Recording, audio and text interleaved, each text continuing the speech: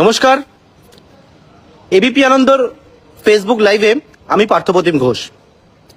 যে বিষয়টা আপনাদের জানাবার জন্য আমার বর্তমানে এই সময় আপনাদের সামনে আসা, সেটি হচ্ছে যে রাজ্য পুলিশের এসটিএফ দুজনকে গ্রেপ্তার করেছে। অত্যন্ত গুরুত্বপূর্ণ দুই গ্রেপ্তারি, এবং তাদেরকে বনগাঁতে গ্রেপ্তার করেছে। আপনারা নিশ্চয়ই দেখতে পাচ্ছেন। যে বিষয়ে আজকে জানাবো সেটি হচ্ছে বাংলাদেশে ওসমান হাদি খুন হয় গত বছর 12ই ডিসেম্বর, এবং সেই ওসমান হাদি খুনের ঘটনায় দুই অভিযুক্ত তাদেরকে গ্রেপ্তার করা হয়েছে। ওসমান হাদি বাংলাদেশে 12ই ডিসেম্বর ঠিক দুপুরবেলা 2:30 নাগাদ ফিরছিল যখন, তখন রাস্তার মধ্যে গুলি করে তাকে এবং গুলি করে খুন করা হয়। এবং সেই খুন করার পরবর্তীকালে ইতিমধ্যে বাংলাদেশ উত্তাল হয়েছিল। সেই ঘটনার পরবর্তীকালে দুজনের খোঁজে যখন বাংলাদেশে তাদের খোঁজ শুরু হয়েছিল, তাদের খোঁজ পাওয়া যায়নি। পরবর্তীকালে তাদের সন্ধান দেওয়ার জন্য একেবারে যে বিষয়ে অ্যাওয়ার্ড ঘোষণা করা হয়েছিল, এবং তার পরবর্তীকালে কিন্তু দুজনকে গ্রেপ্তার করা যায়নি বা ধরাও যায়নি। বেঙ্গল পুলিশের এসটিএফ, রাজ্য পুলিশের এসটিএফ এর হাতে দুজন গ্রেপ্তার হয়েছে। কিভাবে গ্রেপ্তার, কিভাবে বাংলাদেশে খুনের পরে তারা ভারতে প্রবেশ করলো এবং বাংলাদেশে আশ্রয় নিল, সেই সমস্ত বিষয়টাকে আপনাদেরকে জানাবো।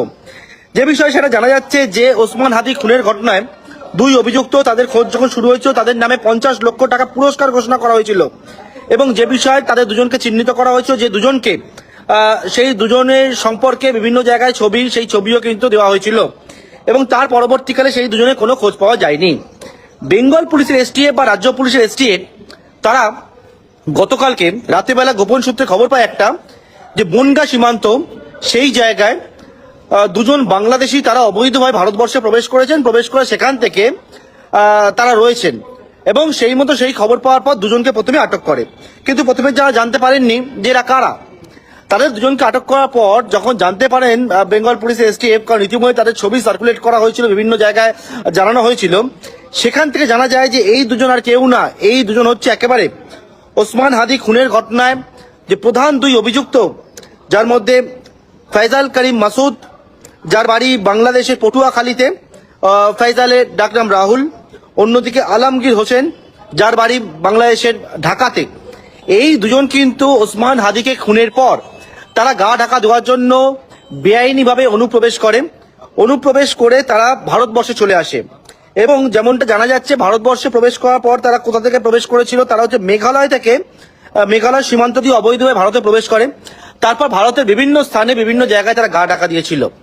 এর পরবর্তীকালে গতকালকে রাত্রেবেলা বনগাঁ সীমান্তে যখন গিয়ে পৌঁছায় পুলিশ, এবং সেই জায়গায় বেঙ্গল পুলিশের এসটিএফ যাওয়ার পরবর্তীকালে একবারে বনগাঁ সীমান্ত থেকে এই দুজনকে প্রথমে পাকড়াও করে, এবং তাদেরকে জিজ্ঞাসাবাদ করার পর জানা যায় যে বনগাঁ সীমান্ত থেকে এই দুজন তারা কিন্তু আবারও বাংলাদেশে পালিয়ে যাওয়ার ছক কষেছিল, এবং বেঙ্গল পুলিশের এসটিএফ এই দুজনকে গ্রেপ্তার করেছে, এবং ইতিমধ্যে বাংলাদেশের সঙ্গেও তারা যোগাযোগ করছে, এবং বেঙ্গল পুলিশের এসটিএফ দুজনকে ইতিমধ্যে কাস্টাডিতে নিয়েছে। অর্থাৎ ওসমান হাদি খুনের ঘটনায় দুই যে মূল অভিযুক্ত ছিল, যাদের নামে পুরস্কার ঘোষণা করা হয়েছিল, তারা গ্রেপ্তার হলো বাংলা থেকে।